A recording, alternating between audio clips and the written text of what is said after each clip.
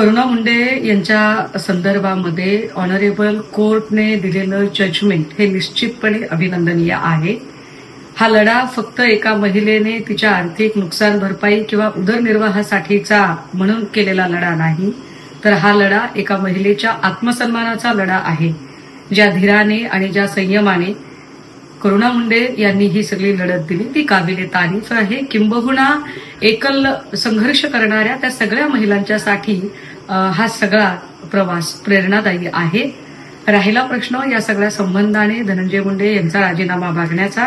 मला असं वाटतं की या सगळ्या घटना, या सगळ्या घडामोडींनी देवेंद्र फडणवीसजीही अवगत होते आणि जे अत्यंत निकामी आणि निरुपयोगी ठरलेला महिला आयोग आहे ही सगळीच मंडळी अवगत होती.